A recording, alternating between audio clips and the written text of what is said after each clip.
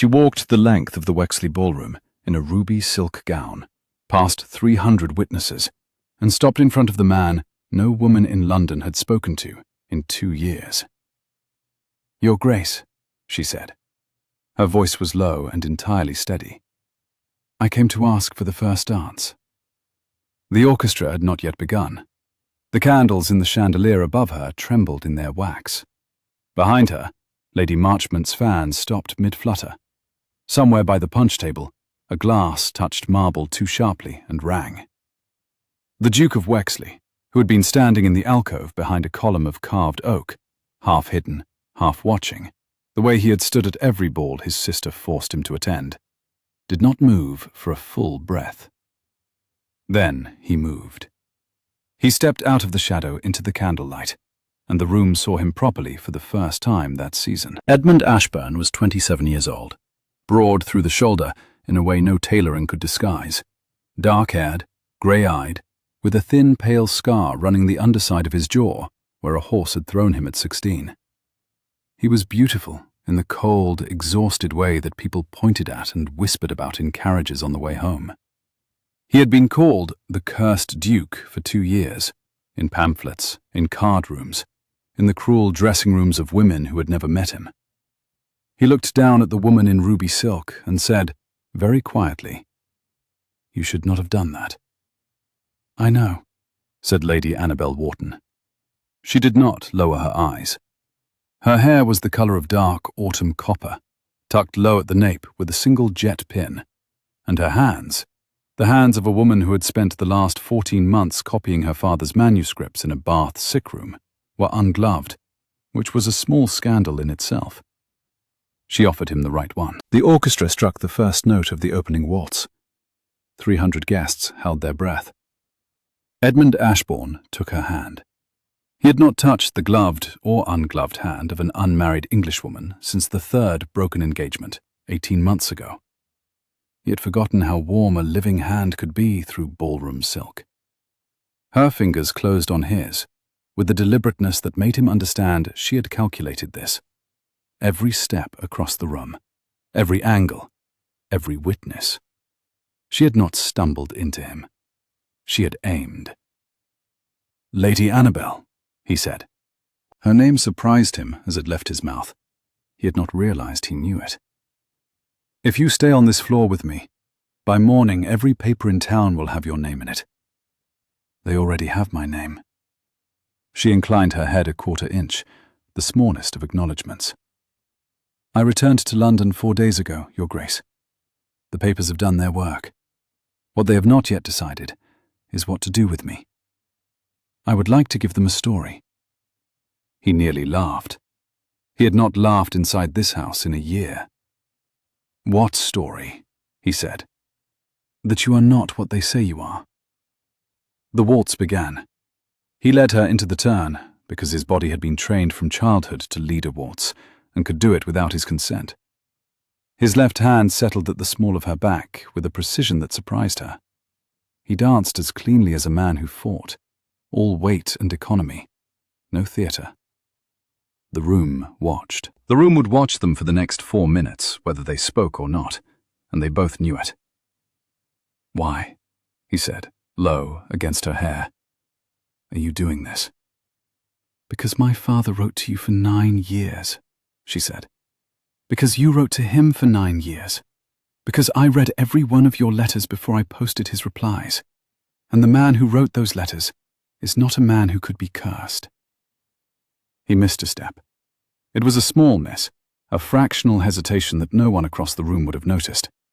But she felt it through her palm, and she felt him correct it, and she felt him understand who she was.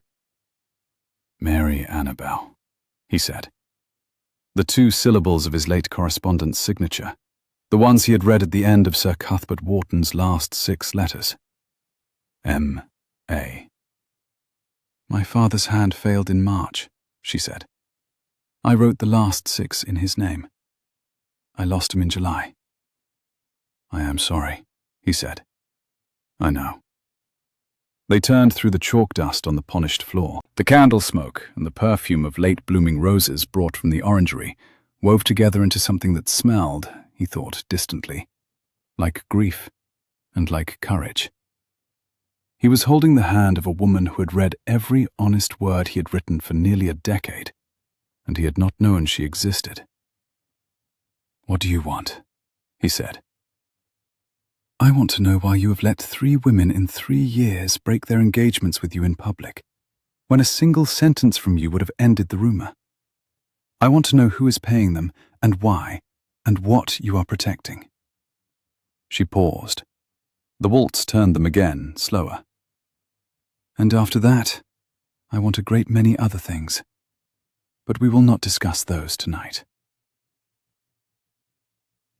The cursed Duke of Wexley, who had stood through 11 balls in 2 years like a man waiting to be struck, looked down at her and felt, for the first time in 18 months, a sensation that was not exhaustion and was not dread. It was, he realized, hope, and it was a deeply unwelcome thing. "My lady," he said, "you are going to ruin yourself for me." "That," said Annabel Wharton, "remains to be seen." The orchestra rose into the second movement. They did not speak again until the dance ended. Across the ballroom, against the east window, a tall, fair-haired man in a peacock blue coat watched them turn, and his beautiful face went very still. His name was Lord Cedric Ashbourne, and he was the Duke of Wexley's younger half-brother, and he had not expected this. He set his glass down on the windowsill carefully, the way a man does when he is calculating exactly how much trouble has just walked into his evening. The waltz ended. Edmund bowed over her hand. She curtsied, a slow, level curtsy, eyes never leaving his, and walked away from him through a crowd that parted as if she carried a torch. By the time Lady Wharton reached her aunt's chair near the orangery doors, the orchestra was already 2 notes into the second dance, and not one of the gentlemen who had crowded that corner half an hour earlier was anywhere near it. Her aunt, Lady Selby, was 64 years old and had not been surprised by anything in London since 1798. Tonight, she took one steady look at her niece's face and said, "Well, you have made certain of it now." "I have," Annabel said. "You will sleep at my house tonight, not at Wharton House. There is a difference between brave and unprotected." "Yes, Aunt."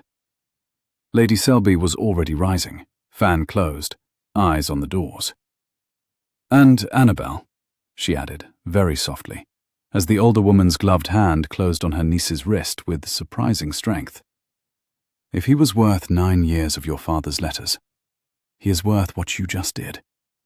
But please understand, there is somebody in this house tonight who has spent 2 years building the curse. He is here. He has seen you. He will move before breakfast." "I know," said Annabel. She had counted on it. They left the ballroom 3 minutes later through the side passage behind the orangery, into a cold October night smelling of wet leaves and wood smoke, and Annabel did not look back at the lighted windows of Wexley House. She did not need to. She could feel the eyes of the room behind her, and one pair more, sharper, colder, calculating, that had not belonged to the Duke at all. The carriage door closed. The horses moved. Somewhere above them, in a high window, a hand drew a curtain aside, watched the carriage roll into the dark, and let the curtain fall. It had begun. 3 days later, a calling card arrived at Lady Selby's house in Mount Street on the silver salver. The footman delivered it to Annabel in the small library, where she had been since 6 o'clock that morning, copying out the 14th of her father's unfinished essays in a steady, unhurried hand. She did not look up immediately. She finished the sentence, wiped her pen, and only then took the card. Wexley. No first name, no address, no penciled note on the back. Edmund Ashbourne had walked it to her door himself. "He is in the morning room, my lady," said the footman, with the carefully blank face of a servant whose household had not received an unannounced duke in its history. "Lady Selby thought you should see him alone." Did she? Lady Selby is in the parlour, my lady, with the door open. She wished me to mention that. Annabel allowed herself a single sharp breath of laughter. She set the pen down. Tell His Grace I will be there in 4 minutes. She did not change her gown. She wore a workaday morning dress of dark amber wool, the cuffs turned back from ink-stained fingers, her hair pinned in the same low knot she had worn last night and every morning before. She wanted him to see her as she actually was. She had used the ballroom for spectacle. She did not need to use any other room. When she came in, he was standing by the window looking down into Mount Street. He turned. Daylight was less forgiving than candlelight had been. He looked older in it. There were thin lines at the outer corners of his eyes, and the fatigue she had glimpsed last night had set deeper. He was still beautiful, in a way that made her chest tight, and she was annoyed with her own chest. Your Grace. Lady Annabel. He bowed. He held a folded paper in his left hand. Forgive me. I considered for 2 days whether to call. And? I decided your name was already in the papers regardless, so I might as well give them something accurate to print. What is in your hand? He looked at it as if he had forgotten he held it, then crossed the room and laid it on the small mahogany desk in front of her. It is a letter, he said. It was delivered to me this morning by a hand I do not know. It instructs me, politely, to remove myself from London and from any further association with you. It threatens to publish certain papers concerning the Wexley estate if I do not. She unfolded the letter. The handwriting was clerical, the seal anonymous wax, the paper good. She read it twice. The second time she read it, a small cold thing moved into her ribs and stayed there. You knew the letter would come, she said. I knew something would come. I did not know what. This is the 3rd letter of its kind. The 4th. She set the page down very gently, as if it might shatter. Sit down, she said. He did not sit. He went to the fire instead, set his back to it, and crossed his arms. His coat was indigo wool, plain, not the satin he had worn last night, and his hands, broad, flat-knuckled, marked across one wrist with an old riding scar, were ungloved like hers. They looked like the hands of a man who had stopped pretending. My lady, he said, I came to tell you a story I have not told anyone in 2 years. I will tell it once. After that you will decide whether you wish to be in this room with me again, and I will be bound by your decision. Then tell it. So he told her.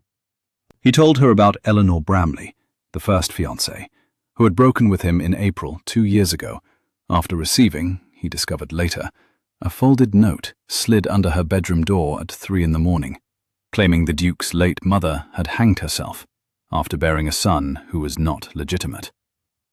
He told her about Caroline Forrester, the second, who had withdrawn 6 months after, citing private misgivings, and who had, he learned only this summer, been shown a forged confession in his own handwriting, describing an indiscretion that had never occurred.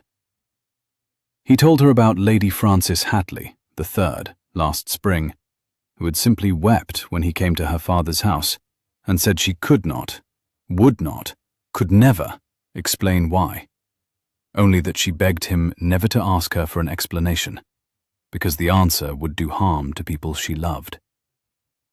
And you said nothing, said Annabel. To say something would have required them to confirm what had been said to them. None of them would have. Caroline went mad with it. Frances went into the country. You let London call you cursed. I let London call me what it wished, he said. His voice was even, the way a man's voice is even when something inside him has been split for a long time, and he has stopped flinching at the seam. It was the price of letting them go. And you did not look for who was doing it. I looked. I have a man in Lincoln's Inn who has spent 18 months looking. He has nothing I can use in court. What does he have that you cannot use in court? The Duke looked at her for a long moment. He has a name. She waited. He did not say the name. She set her hands flat on the desk and waited. The fire snapped behind him. Outside in Mount Street, a dray rumbled past. A tinker's bell rang twice. The clock on the mantel ticked through 14 of its own steady seconds. "It is my brother," said Edmund Ashbourne. "My half-brother, Cedric. The son my father raised in this house alongside me from the time I was 8. The son my father loved best. The son who will inherit Wexley if I die without issue, and if I marry, will not." "Your brother," she said. "Yes." "Has been writing to your fiancés." "And, if my man is correct, has been paying their families. Forrester's father lost a great deal at hazard the year before Caroline broke with me. Hatley's eldest son was bought out of debt 3 weeks before Francis came to me weeping." "And Eleanor Bramley?" "Eleanor was lost 2 years ago this winter, after the birth of her child. To another man. A good man, a country surgeon. I'm told she was happy at the end. I'm also told she never mentioned my name again after the broken engagement, which is the kindest thing she could have done for me." The cold thing in Annabel's ribs sharpened. She had been raised by a scholar, in a house where evidence was the only currency.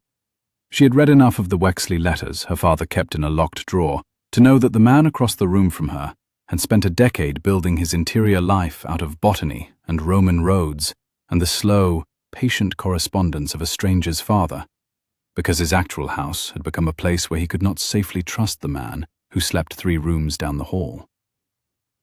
"Your Grace," she said, "would you be very offended if I asked you a practical question?" "Please." "How much of the estate has been moved into entail?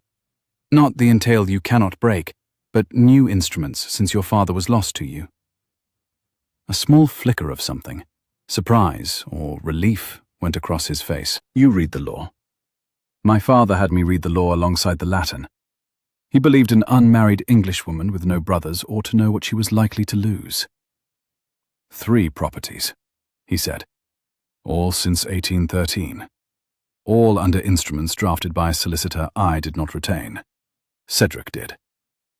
Their names: Holcombe, near Bristol, Marshfield, in Northamptonshire, and the smaller of the 2 London houses, the one in Half Moon Street. "Holcombe," she said slowly. "There was a copyhold dispute attached to Holcombe in 1809. My father reviewed it for the previous Duke." "Yes." "There would be papers in our library, in my father's hand." "There may be."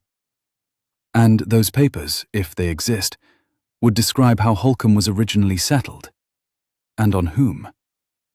"Yes." She rose.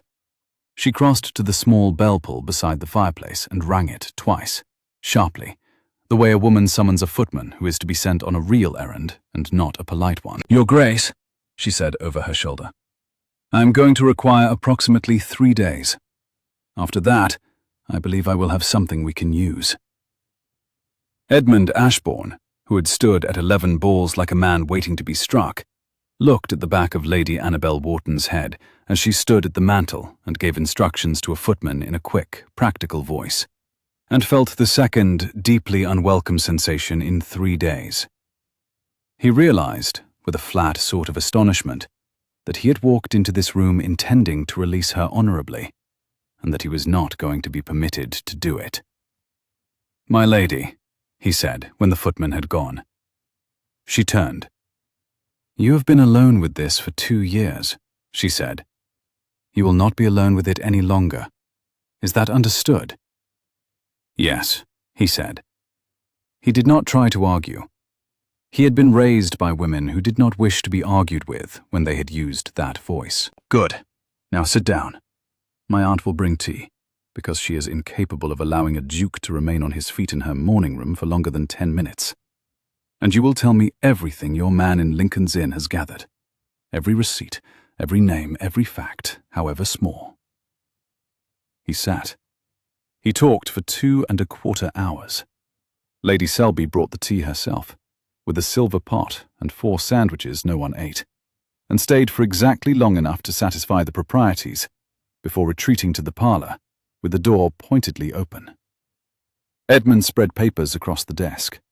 Bank drafts traced to Cedric's solicitor, a copy of the forged confession sent to Caroline, a list of Hatley debts settled in cash.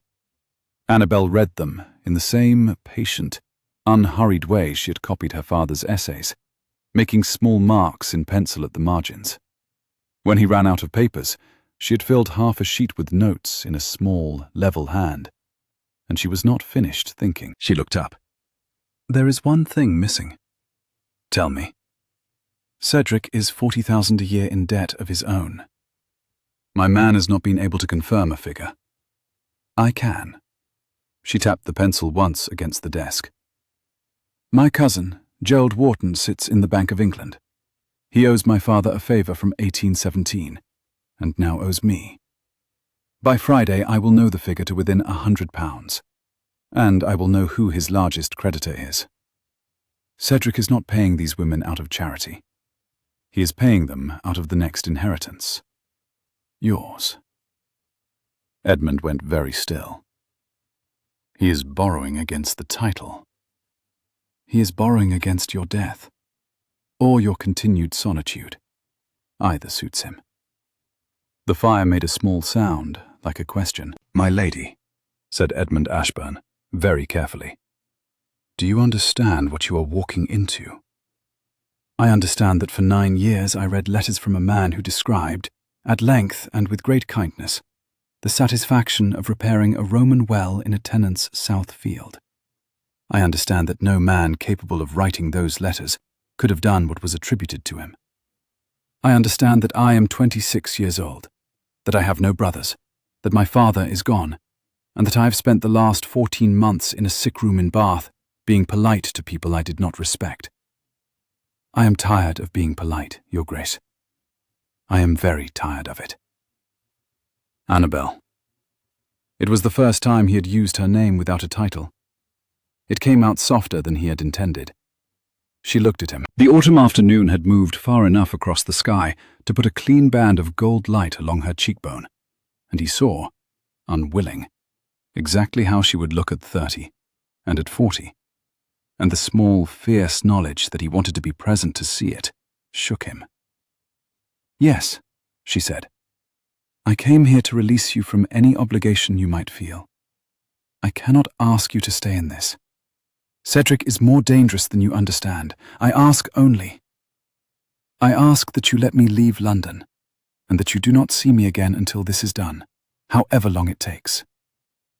Annabel closed her notebook. "No," she said.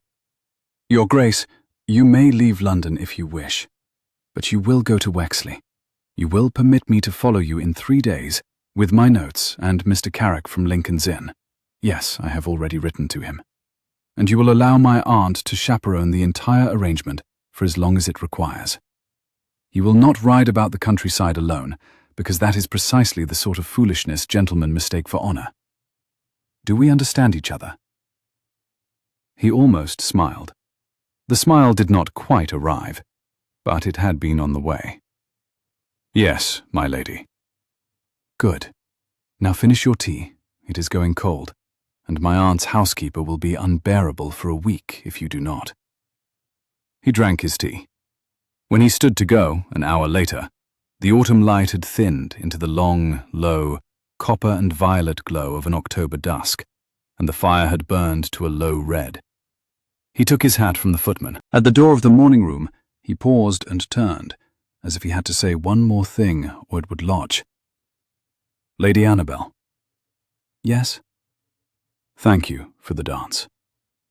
She let herself smile then, a small, private smile that had nothing in it of the ballroom, and inclined her head a quarter-inch in the same level acknowledgment she had given him 3 nights before.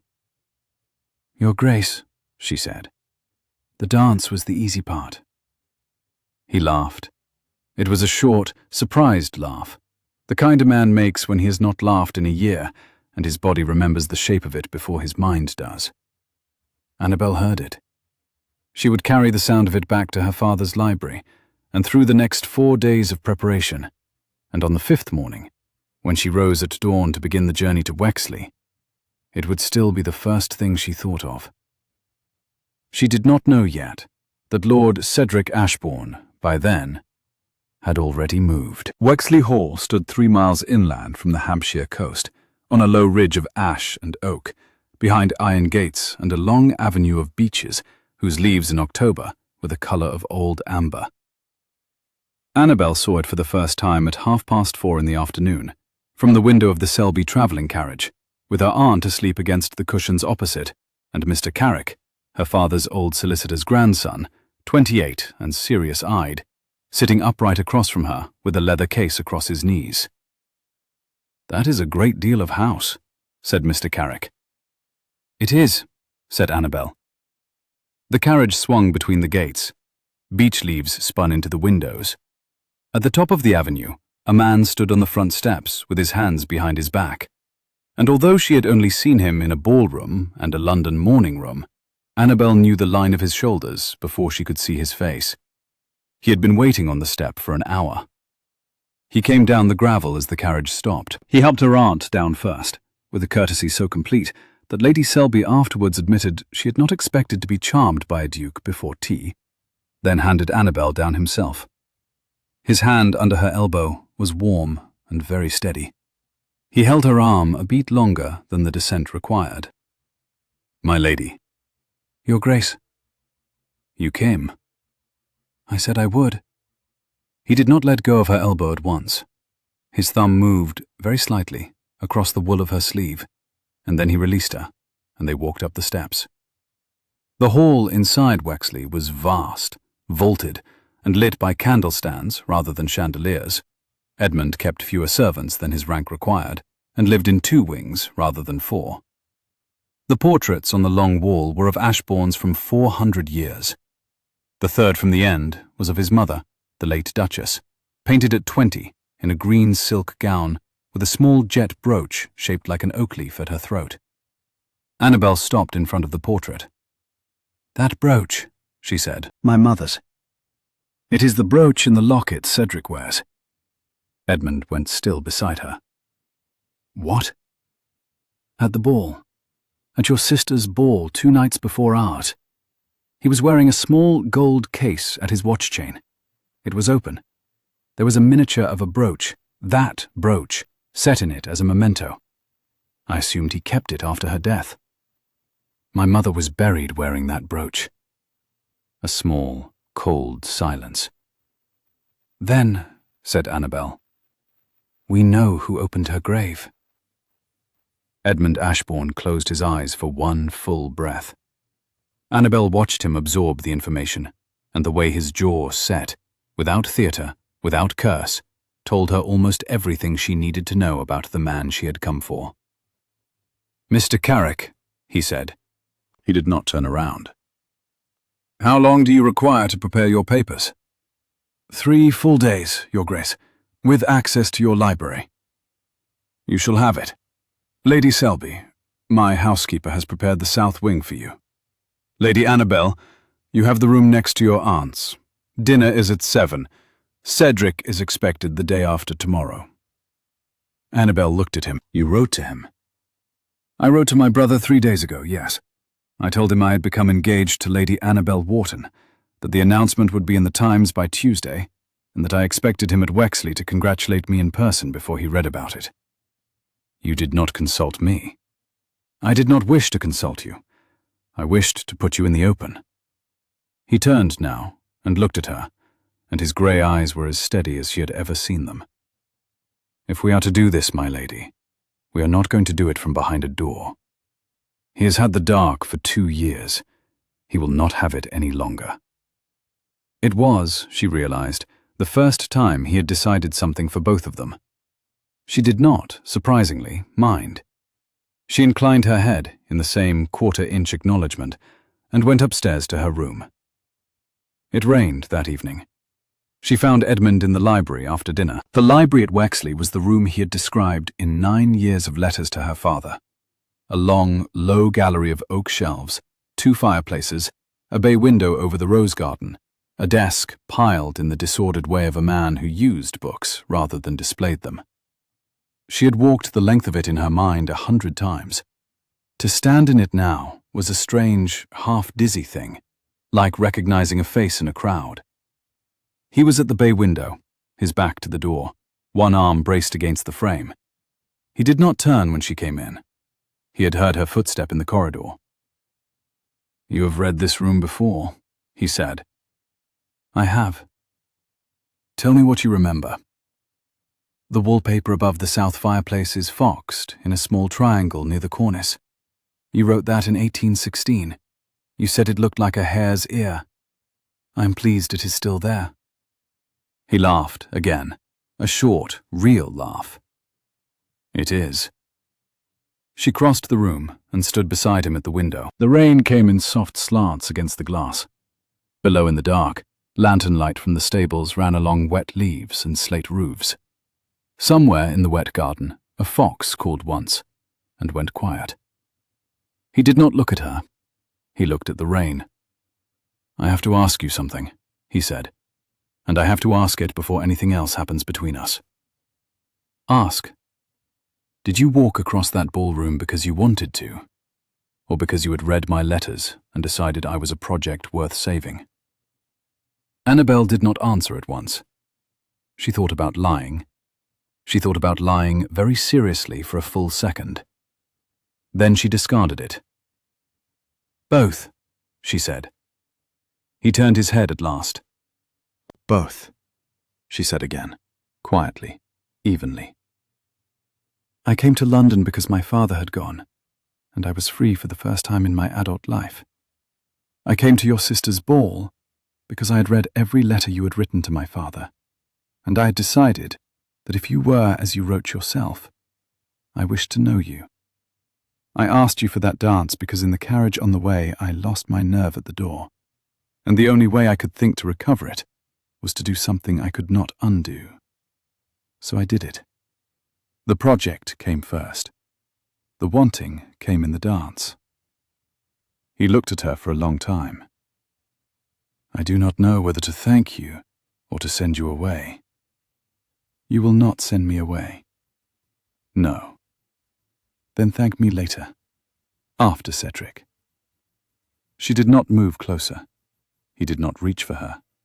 They stood half a pace apart at the bay window of his library, with the autumn rain running silver down the glass between them, and her shoulder almost against his arm. Neither of them looked at the other again. They did not have to. "Good night, Your Grace," she said. "Good night, Annabel." She walked the length of the library and out, and she did not look back. He stayed at the window for a long time after she had gone. He could still feel the warmth where she had stood beside him, in the half-pace of air between them. The next 2 days they worked. They worked in the library from breakfast until past midnight. Mr. Carrick set up a small writing table in the bay window and laid out his papers in careful columns. Lady Selby presided from a wing chair by the south fireplace, knitting and making sharp interjections at intervals. The property deeds for Holcombe she had seen drafted in 1809 by an attorney who had since been disbarred for a separate matter. The second Mrs. Forrester had been her schoolfellow and was, she said, a perfectly silly woman with one virtue, which is that she keeps every letter she has ever received. "She would write to me," said Lady Selby, "if I asked. She would write me anything I wished. Aunt, my dear, I am 64. The time for delicacy ended with His Majesty's Regency. Carrick, dictate." Mr. Carrick dictated. Lady Selby wrote. By Tuesday afternoon, a letter went south by express to Mrs. Forrester at Brighton, asking, with the casual cruelty of a fellow old woman, whether her Caroline still had the unsigned letter that had arrived at Forrester House on the 18th of October, 2 years previous. By Tuesday evening, Annabel and Edmund had isolated, between them, the financial signatures across all 4 blackmail attempts, and matched 3 of them to the same hand at Coutts. By Wednesday morning, Miss Carrick's grandfather wrote back from London to confirm. The hand at Coutts belonged to a clerk named Thomas Pell, and Thomas Pell had been Lord Cedric Ashbourne's private secretary since 1817. It was Annabel who looked up from the page first. "We have him," she said. Edmund, across the desk, did not look up at once. He had been holding a pen, motionless against the unfinished line of a letter for nearly a minute. He set the pen down very carefully. "We have him," he agreed. He raised his head. He looked at Annabel across the cluttered desk in the autumn morning light, and Annabel, who had not, in 14 months of her father's illness, in 3 days at Wexley, in 9 years of reading his letters, allowed herself to want anything she could not also obtain by patience and labor, felt an unfamiliar, pulling, undeniable shift inside her chest. She set the page down. "Your brother," she said carefully, "arrives tomorrow afternoon." "He does." "He will not know that we have him." "He will not." "Then we have until tea time tomorrow to decide how many people will be in the room when we tell him." He thought about it. He thought about it the way he thought about everything she had seen him think about, without theatre, without rush, with the slow, complete attention of a man who had been alone with a problem for a long time and had stopped expecting anyone else to help him solve it. "6, he said. "You, me, Lady Selby, Mr. Carrick, the Bishop of Winchester, who is my godfather and who arrived this morning at my request, and Cedric, witnesses without an audience. He will resist. He will not be allowed to resist into a room of strangers." "And after?" "After, my lady, we will see what kind of man he becomes when the dark is taken away from him." She nodded. She did not, at that moment, know whether she was nodding at the plan or at the man. It did not matter. They were the same nod. Lord Cedric Ashbourne arrived at Wexley at 3 o'clock the next afternoon, in a curricle drawn by 2 greys. He was 31 years old, 6 inches shorter than his elder half-brother, fair-haired, blue-eyed, beautiful with the kind of beauty that draws every eye in a room and makes the eye, after a moment, want to look away again. He wore a peacock blue riding coat. He smiled at the housekeeper as he gave her his hat. He smiled at the footman as he was shown into the drawing room. He did not smile when he saw who was in it. Edmund stood at the fireplace. Annabel stood beside the desk. Lady Selby occupied the wing chair, her knitting in her lap, her shrewd black eyes on Cedric. Mr. Carrick stood at the window with a leather portfolio open against his arm. The Bishop of Winchester, 81, white-haired, formidable, in a plain black travelling coat, stood by the south door, hands folded, watching. "Edmund," said Cedric. "Cedric, you wrote to me of an engagement. I assumed the announcement would be a private matter. I assumed the same of certain letters delivered to certain ladies between 1817 and 1819, said Edmund. I see we have both been mistaken. The drawing room was very quiet for one full breath. Cedric Ashbourne, beautiful Cedric, who had spent 2 years building a curse out of the dark, did the thing Annabel had come 140 miles to see him do. He looked, for half a second, at the side door behind him. He measured the distance. He measured the witnesses. He measured what was in his brother's face and then in the bishop's, and only last and longest, in the face of the woman he had not expected to be in this room at all. Then his charming, beautiful, calculating face composed itself, and he smiled. "Edmund," he said pleasantly, "I have no idea what you mean." "Mr. Carrick," said Edmund.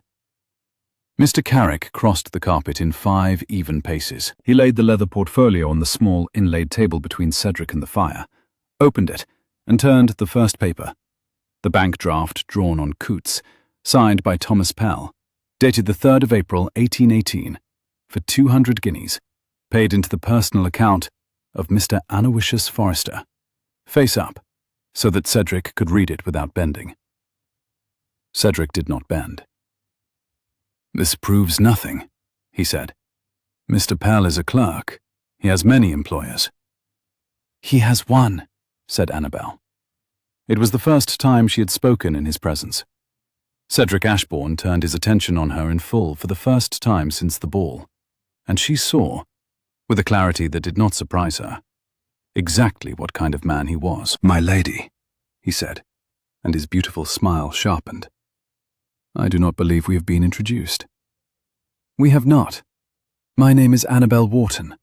I am the daughter of Sir Cuthbert Wharton, who reviewed the Holcombe copyhold for your father's brother in 1809. I am the woman whose engagement to your brother you intended, 3 nights ago, to break by Friday morning. I am the author of the letter currently in your inside coat pocket, the one in which you arranged for Mrs. Caroline Forrester to receive a forged confession in your brother's hand. I am... Mr. Carrick, the second sheet, please.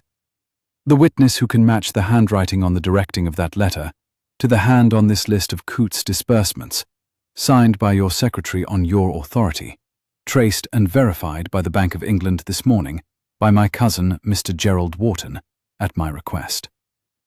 I am also, sir, the woman who currently owns the original of your private letter to Mrs. Forrester, offering her 400 guineas to ensure her daughter never forgave your brother. Mrs. Forrester wrote to my aunt by express on Tuesday. The packet arrived an hour before you did. The drawing room held its breath. Cedric Ashbourne, beautiful Cedric, did not move. His blue eyes had not left her face. His smile had not faltered. But Annabel, who had spent 14 months reading failing men and 9 years reading the letters of a duke who had taught himself not to flinch, saw the half-second when his charming face went, behind the eyes, perfectly white. "My lady," he said softly, "you are very well informed." "Yes." "And you intend to ruin me?" "No." It surprised him. He had not expected it. The smile twitched. "No? You are going to ruin yourself. You are going to write, in this room, in front of these witnesses, a full confession of what you did to Eleanor Bramley, to Caroline Forrester, and to Frances Hatley. You are going to add to it a written acknowledgement that the entail instruments drafted by Mr. Pell against the Holcombe, Marshfield, and Half Moon Street properties since 1813 were drafted on your direction and contained provisions that could not lawfully bind the Duke. You are going to sign this confession in front of the Bishop of Winchester. You are going to deliver yourself, of your own accord, on the next ship to Boston, where my cousin Gerald has, as it happens, a connection in the cotton trade, who is willing to employ a literate Englishman of moderate means. You will live, sir. You will not return. And the curse, as the papers will eventually phrase it, will lift quietly, because the man who set it has gone, and the man it was set against is, by then, married." Cedric Ashbourne looked at his brother. "Edmund." "Yes." "You allowed her to plan this." "I did not allow her anything. She planned it on her own. I am here to ensure you do not strike her on her way out." Cedric breathed out, the long, controlled breath of a man who has, for the first time in his adult life, encountered a situation he cannot manage by charm. "And if I refuse?" "Then," said the Bishop of Winchester, in a voice that had ended ecclesiastical careers, "you will instead be tried before the House of Lords on 3 counts of forgery, 2 counts of grave disturbance, yes, sir, the brooch, and the matter of certain bank drafts your secretary will not, when offered immunity, refuse to swear to. And you will not, sir, be living anywhere when it is over." Cedric Ashbourne sat down. He sat down because his legs gave under him. Annabel watched the moment without satisfaction. She had never wanted satisfaction. She had wanted, simply, the dark taken away. Edmund did not move from the fireplace. He did not take a step toward his brother, because Cedric did not need a brother in that moment, and neither did the man who had been called the cursed Duke of Wexley for 2 years. Mr. Carrick set the inkstand and a fresh sheet of paper on the table. Cedric Ashbourne wrote his confession. It took 1 hour and 27 minutes. He did not look up from the paper while he wrote. The bishop watched him. Lady Selby knitted. Annabel stood by the desk with her hands at her sides, very still. Edmund stood at the fireplace with his eyes on his brother. He did not move once. The fire burned down. The October light moved down the carpet and along the wall. When Cedric finished, he laid the pen down. Mr. Carrick read the confession aloud, slowly, in front of the bishop, and at each point he asked, "Is this your hand, my lord? Is this true, my lord?" And at each point Cedric Ashbourne said, "Yes," in a voice no one would have recognized as his. The bishop signed as witness. Mr. Carrick signed as witness. Lady Selby, to her dry amusement, signed as witness. Annabel did not sign. She had decided in advance she would not, because the thing was about 3 women who were not in the room, and she wished it to be a man's matter on the page, even if it had been her work behind it. Edmund signed last. Cedric stood up. "I will be on the 4 o'clock packet from Portsmouth tomorrow," he said quietly. He looked at Annabel for the last time. "My lady." "My lord." "You are going to be a remarkable duchess." "I am going to be the duchess my husband already deserves," she said. "Your opinion, sir, is not material." He inclined his head, once, very slightly. He left the room. He did not look at his brother on the way out. The drawing room remained very quiet for a long moment after the door closed. Lady Selby resumed her knitting. The bishop unfolded a handkerchief, blew his nose with the dignity of an 81-year-old churchman, and said briskly, "Edmund, tea." Edmund went to ring the bell. When Annabel finally allowed herself to sit down, in a small chair by the bay window, the autumn light was already beginning to thin.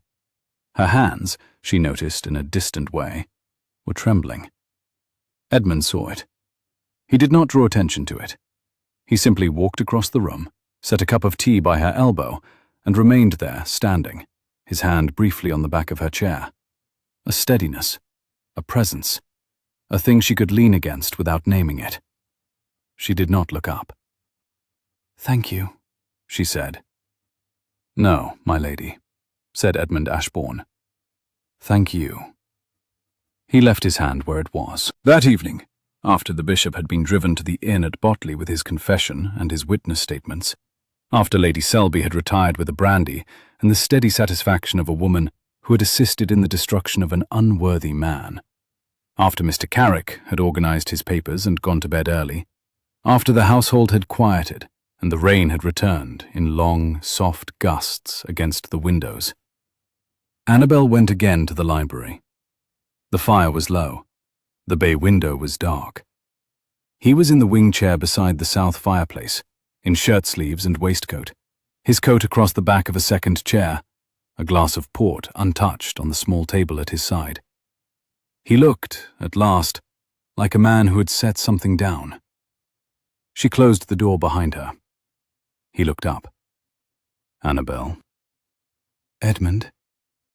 It was the first time she had used his name. She crossed the carpet and stopped in front of him.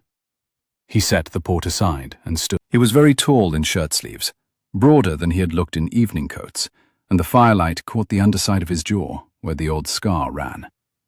He did not say anything. She lifted her hand. She did not lift it slowly or deliberately, or with any of the calculation she had used 3 weeks ago in his sister's ballroom. She simply lifted it and laid the palm flat against the side of his face, against the scar, and let it rest there. He closed his eyes. He did not move for a long time. When he opened his eyes, he did not reach for her. He did the smaller, more careful thing that surprised her. He turned his face into her hand until his lips brushed the inside of her wrist, the place where her pulse beat against the skin, and stayed there. "I was going to ask you," she said quietly, "whether you minded that I had told my aunt I would be married before Christmas." "I do not mind." "Good." "Annabel." "I love you." "I know," she said. "I have known since the moment you asked me whether I had walked across the ballroom as a project. I love you also. We may sit down now, please, because I have been on my feet for 9 hours, and your sister's ballroom feels considerably further than 140 miles tonight." He laughed. the third real laugh of his adult life, and she heard it in the long, quiet room, and felt the answering laugh begin somewhere under her own ribs. And they sat down by the south fireplace together in the wing chair and the small chair beside it, his hand in hers across the armrest, and watched the rain run silver across the dark bay window. They did not kiss until the next morning at dawn, in the rose garden, before the household was up. He was the one who stopped. She was the one who reached for him. They were both of them surprised after by how quiet a thing it had been. Not sweeping, not violent, nothing like ballroom story. A long, careful kiss in a damp October garden between two grown people who had decided already on each other. He set his forehead against hers. "Mine," he said. "Yours," she said. The mist on the box hedges around them lifted slowly. Far off in the woods, a single rook called. They were married 6 weeks later, in the chapel at Wexley, by the Bishop of Winchester, who refused to charge a fee, claiming it was the most enjoyable wedding he had performed since the king's accession. The ceremony was small. Lady Selby cried once, briefly, into a black lace handkerchief, and afterwards complained the lace had been a mistake. Mr. Carrick gave the bride away. The Duke wore a deep indigo coat. The bride wore a quiet, ruby silk gown, the same dress she had walked across the Wexley ballroom in, returned to its trunk and unwrapped only for this. With no jewels, except a small jet brooch shaped like an oak leaf, returned that morning to the family by an apologetic clerk at Coots. Cedric did not attend. He had, as agreed, sailed from Portsmouth on the 4 o'clock packet 6 weeks before.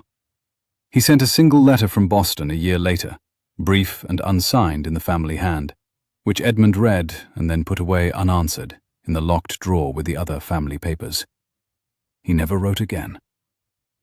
It was mid-March before the first of the broken fiancés' families called at Wexley. Caroline Forrester had married a country surgeon 2 summers before. Frances Hatley was engaged at last to a Welsh barrister, of whom she had been quietly fond for years. Both came, with their husbands and their fathers, to thank the Duke for the publication of the bishop's statement, and the quiet exoneration of all three.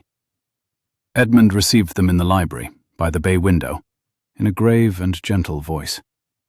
Annabel sat by the south fireplace and did not interrupt, only handed over, at the end of each visit, a small folded paper with practical settlements that Mr. Carrick had drawn up in advance.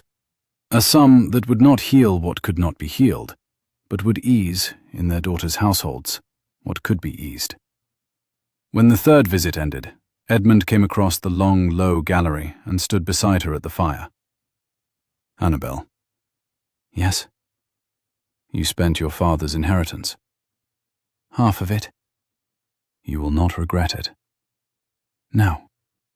He kissed the top of her head, where the autumn copper hair had begun, in the months of marriage, to be tucked low at the nape with a small jet pin and a small extra carelessness. And he went back to his desk. That summer, the south wing of Wexley was reopened. By autumn, 3 more servants had been hired. By October, a year after the Wexley ball, Annabel was 4 months expecting, and the house, which had been too quiet for 2 years, was no longer. It was the 3rd Tuesday in October, 12 full months from the night she had walked across his sister's ballroom in ruby silk, that Edmund found her in the library after dinner. The bay window was already dark. The autumn rain had returned, soft, in long slants against the glass. She was at the south fireplace, with her father's last unfinished essay on her knee, and a pencil between her fingers, frowning over a Latin clause.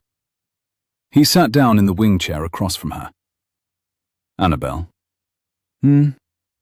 "Look at me." She looked up. The firelight caught the scar under his jaw. His grey eyes were steady, the way she had first seen them at Mount Street, when he had been a man at the end of 2 years of dark, and had walked into her aunt's morning room, intending to release her honourably. He was not that man any more. His shoulders sat lower. The exhaustion at the corners of his eyes had eased. He was 28 years old now, and he laughed in the house at least once a day, and the staff had stopped lowering their voices in the corridors when he passed. "Tell me," he said, What you remember of this room from my letters. She set the essay aside. The wallpaper above the south fireplace, she said, is foxed in a small triangle near the cornice. You wrote in 1816 that it looked like a hare's ear. I am pleased it is still there. And what else?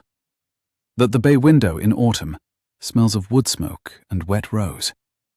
That the third book on the second shelf is your father's atlas, and that you keep your mother's letters behind it. That on the desk, in the second drawer down, is a small locked box you have never opened, because the key was buried with her. He listened. When she finished, he stood, walked across the long, low gallery to his desk, opened the second drawer down, and lifted out the small wooden box. He brought it to her at the south fireplace, laid it in her lap, and produced, from his waistcoat pocket, a small key. This morning at breakfast, he said, Mr. Carrick brought me 2 packages. The first was from Coots, the brooch returned by the clerk Pell. The second came an hour later, by the country post, from my mother's old solicitor in Winchester, to whom she had given a sealed envelope 2 days before her last morning, with instructions that it be opened on the announcement of my marriage, and the contents delivered only to my wife in her first autumn at Wexley. He read of our wedding in the Times in November, and waited, as she had asked, until the season turned. Inside the envelope was this key. Annabel looked down at the key. You did not open it. It was not for me to open. Edmund. Open it. She did. Inside the small wooden box, on a square of faded silk, was a folded letter, 2 pressed sprigs of dried hawthorn, and a small jet brooch, identical to the one in the portrait above the long wall, identical to the one Cedric had taken from his mother's grave and worn at his sister's ball, identical to the one Annabel had worn on her wedding morning. It was the original. The one Cedric had stolen had been, all along, a clever copy. Edmund's mother had hidden the true brooch the year before her last winter. The letter was in his mother's hand. It was undated. It read, For my son's wife, whoever she may be, whenever she may come. I have not met you, but I have known, since the year of his birth, that he would need someone of unbreakable mind, because he is a man capable of taking on dark and standing under it for years, rather than spending the people he loves. I leave you this. Wear it on the day he laughs again. Helena Ashbourne, late Duchess of Wexley. Annabel read it twice. The fire snapped against the south chimney. The autumn rain came soft against the bay window. Edmund knelt by her chair, his hand on the arm beside her hand, and he did not say anything. He did not need to. The brooch lay on the silk between them. The letter lay open on her knee, and somewhere in the room already, a recognition was at work that could not be stopped. Edmund. Yes? I think she would have liked me. She would have loved you. I think she would have written to me. She did, he said, very quietly. Just now. Annabel folded the letter, very carefully, and set it back into the silk-lined box, and laid the small jet brooch shaped like an oak leaf on top of it, and closed the box. She kept the box on her knee. She put her free hand into his, where it lay on the chair arm beside her, and she leaned her head sideways against his shoulder, where he knelt by the wing chair. And they sat that way for a long time without speaking. A duke and a duchess, a husband and a wife, a man who had once stood in the alcove of every ballroom in London, and a woman who had walked the length of one of them in ruby silk to ask him for the first dance. By the south fireplace at Wexley, on the 3rd Tuesday of October, in the long, quiet light of an autumn evening, while the rain came soft against the bay window, and a fire burned slowly down to embers, in a house that, for the first time in a great many years, had everyone in it that it was supposed to have. Outside in the dark, somewhere over the rose garden, a single rook called once and went quiet. If you have ever loved someone the world had decided to be wrong about, and you turned out to be the one who was right, pull your chair a little closer to the fire and stay with me. There will be more stories like this one every week by this same hearth. Tell me in the comments your favorite line tonight, and if the dance was the easy part for you too, you already know what to do. Good night, my friends. Sleep warm.